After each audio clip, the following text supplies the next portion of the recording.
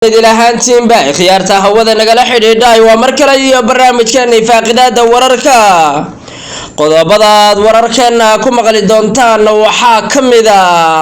dowladda Itoobiya ayaa kumanaan kun oo ciidan u soo daaburaysa gudaha dalka Soomaaliya iyadoo ciidamada commandoska ee dalka Itoobiya lagu wargeliyay inay gudaha u galaan koonfurta Soomaaliya. Itoobiya ayaa doonaysa jihooyin aad u ballaaran inay ka gasho dalka Soomaaliya iyadoo lagu hayo iyo sayla ciidamo badan ay ku sii wajahan yihiin dhanka koonfurtana ay u soo ruqaasanayaan ciidamada tiro badan. dowladda Soomaaliya ayaa dhawaan midowga Afrika iyo qaramada midoobay u gudbisay inay ciidamada dalka Itoobiya gabi ahaanba kalsoonidii ay Soomaalidu ay soo meesha ka baxay loona baahan yahay in dib loo eego sharci ahaanshaha ciidamada dalka Itoobiya ee ka tirsan ATMIS. sidoo kale xogaga TPLF ayaa saraakiil u hadashay ciidamadooda sheegay waa ciidankii la dhihi jiray TDF inay dowladda BB ay weerar xooggan ku qaadi doonaan hadday xuquuqdoodii ka waayaan. ciidanka Tigray ayaa ilaa waqtigii xabad joojinta lagu dhawaaqay ama dowladda Itoobiya TPLF heshiis ku dhaxmaray Pretoria iyo Kenya gabi ahaanba aan wax dagaal ah yeeshay. saraakiishaasi ayaa sheegay inay ka fikiri doonaan heshiiskii ay la galeen dowladda Itoobiya. sidoo kale TPLF ayaa xibyaanta ka saartay Khayriya Ibrahim oo ahayd gudoomiyihii baarlamaanka aqalka sare ee dalka Itoobiya waqtigii dagaalka la galay xoogga TPLF ayadoo waqtigaas xilkaasi iska cashay ayay TPLF maanta gabi ahaanba ka saaray xisbiyaanimadii ayadiyo laba xubnood oo kale. dagaalo culus ayaa ka soconaya gobolka Axmaarada xoogga Faar ayaa maanta lagu jabiyay laba furmood oo dagaalo culus ay waayadii ugu dambeysay ka socdeen waa sida uu sheegay militariga Itoobiya afhayeen u hadlay. Muuse Biixi Cabdi madaxweynaha maamulka Somaliland ayaa horgeynaya heshiiskii dowladda Itoobiya la galay golaha baarlamaanka ayadoo la filayo baarlamaankaasi inay ansixin doonaan barnaamijkaasi. Muuse Biixina uu lacag aad u tiro badan ku harqinayo golaha baarlamaanka. dowladda Soomaaliya ayaa tallaabooyin culus ka qaaday saraakiisha ugu sareysa maamulka Somaliland iyadoo hawlo culus ay ka soconayaan magaalada Muqdisho caasimadda Soomaaliya. qodobadaas iyo qodobo kale oo faahfaahsan ayaa warkeena ku eegaynaa. barnaamijka waxaa igala qayb galaya gooni oo soo dhawo warkeena ayaan u guud galaynaa. xaradu markale ay cirka isku sharatay dowladda Itoobiya warbaahinta ku hadasha afka militariga dalka Itoobiya ama wasaaradda gaashaandhigga Itoobiya waxay sheegtay kumanaan kun oo ciidamo commandos in loo daabuli doono gudaha Soomaaliya ayagoon cayimin deegaanada loo daabulay laakiin meesha waxa lagu qoray oo kaliya in ciidanka commandoska ee badbaado qaran ee dalka Itoobiya inay gaari doonaan gudaha dalka Soomaaliya. ma la dhihi karaa Itoobiya waxay duulaan ku soo qaaday madax banaanida Soomaaliya mar kale dagaalkii koonfurta ayaa loo soo jeexiyay.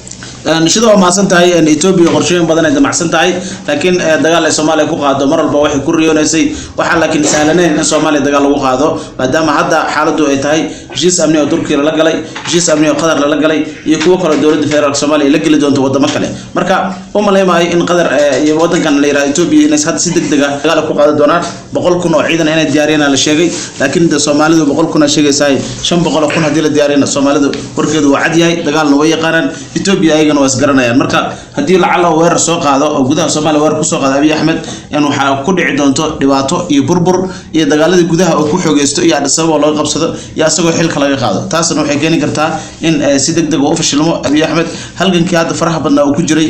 dekedaha Soomaaliya iyo badda Soomaaliya uu ku doonayna inta badan waxa waa daciif sababtoo ah in waxa qaramada ka hor hadlay in wakiilka qaramada u jooga dalka Itoobiya asagoo sheegay in heshiiska ay la galeen maxaa la yiraahdaa Somaliland uu yahay mid iska caadi ah laakiin caalamku ka hor yimid ayna waayeen dal ku taageero. wuxuu kale sheegay in Soomaaliya mar walba ay sheegto meelaha shirka la isugu yimaadeen ka sheegto dhibaatada iyo fashilka iyo ceebaha Itoobiya taasna aysan ahayn suuragal laakiin wuxuu sheegay in heshiis bad la galo in badna la iska kireysto oo qof wadan laga kireysto in wax dhibaato lahayn heshiiska Soomaaliland la galeen inay tahay mid iska caadi ah. marka taas waxa ka dareemi kartaa wali inay ku dhagan yihiin in heshiiska Soomaaliland ay la galeen oo yahay mid ansaxa walina inay doonayaan inay markaas dekada saylac iyo lughay ay gaaraan taasoo markaas gadaal ka riixay Abiy Ahmed iyo maamulkiisa. warkuna waxay sheegayaan inuu qorsheynayo in ciidamo badan oo geeyo xuduudaha Soomaaliya taasna ma garan karna sida ku suurgal karto. waad maadsantahay gooniyow labada maalin ugu dambeeyay telefishinka qaranka dalka Itoobiya waxa ka socda dooda aad u badan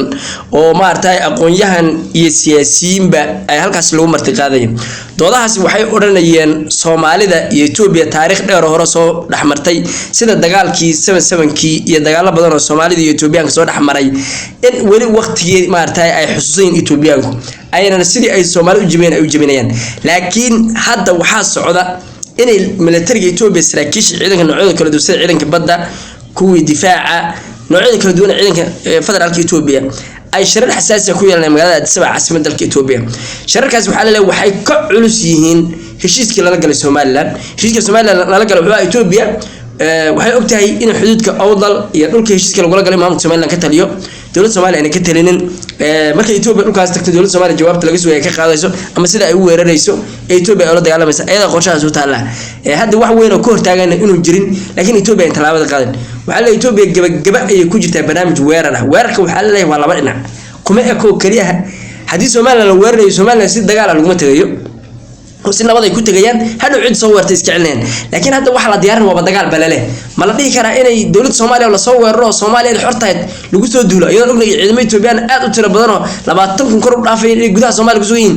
horta Itoobiya horta dal aad lahayn dareen ku joog waa Soomaalida raxdaa Itoobiya gudaha Soomaaliya ee ciidamada kaga jiro ayaga dareen ku joog ah mar walba ay dhaqaaqaan ururka al-shabaab ayaa laayo mar walba ay horay gadaal u socdaan ba dhibaato ayaa ka dhimato dhibaato ay soo gaartay ilaa 50-60 ayaa laga dilay ciidamadooda marka waxa dareemi kartaa Itoobiya joogitaanka Soomaaliya ay joogtinaysan wax wanaag ku qabin oo markaas dhibaato ay mar walba ku dareento lagu laayo lagu dhaawaco gaadiid loo gubo minooyinka loo jidadka loo dhigo taasna waxay ka dhigan tahay in ayagu markaas dhibaato mar walba dhibano u yihiin Soomaalida marka hadii la dagaal ciilaamiyaan Soomaalidu dagaal way taqaana qaabkii ula galaan Itoobiya way yaqaanaan qof dhulkiisa loo gumaysan karana ma jiro Itoobiyan awood dhulka Soomaaliya hadda dagaal ay ku qaadana malahan sababtoo amxaaradii iyo nimanka la Tigreey ayagana xanaaqsan iyo nimankan kale oo la yiraahdo ayagana markaas doonayeen xukunka Abiy Ahmed ka tuuran ayaa soo dhaaranayo maalinta ka dambaysa dhahay Addis Ababa gaarina ciidankeena oo soo socdaan in mar walbana dagaal ay ka socdo waliba amxaarada aad ay u doonaysaa inay si degdeg ah ku qabsato magaalada maxalliga Addis Ababa marka Abiy Ahmed intuu ku meereysanayo Soomaaliya iyo dekada Seylac iyo badaheeda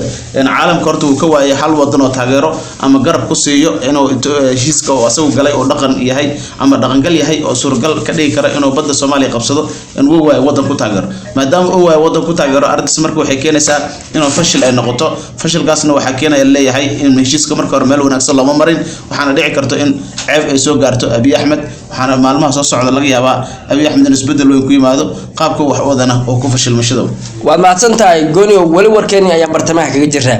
dalka Itoobiya xaaladdu wali way adag tahay gudaha Itoobiya waaye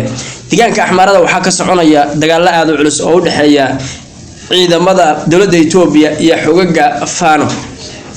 Faano waxay sheegtay in dagaalka ka socda gobolka Axmaarada uu yahay midkii ugu cuslaa oo ku tilmaameen inuu yahay midkii kala baxa oo 24 saac la soo dhaafay deegaanka Axmaarada dagaaladu ay cirka isku sii shareen meesha dawladda Itoobiya ay qorshayaal kale oo ka waaweyn ay diyaarinayso oo xogaga Faano lagu fashilinayo dagaalkooda meesha siyaasiyiinta Axmaarada lagu ururinayo magaalada Addis Ababa caasimadda dalka Itoobiya si ay uga soo saaraan mowqif ka dhan ah xogaga Faano oo inay gobolkaasi ay dhibaato ay ku yihiin shacabkana laga horkeeno barnaamijyo waaweyn ayaa laga abuulaya magaalada Addis Ababa ee caasimadda dalka Itoobiya dagaalka Faano dawladda Itoobiya maanta way ka hadashay saraakiil u hadlay ciidanka dalka Itoobiya waxay sheegeen maanta oo kaliya inay 100 ka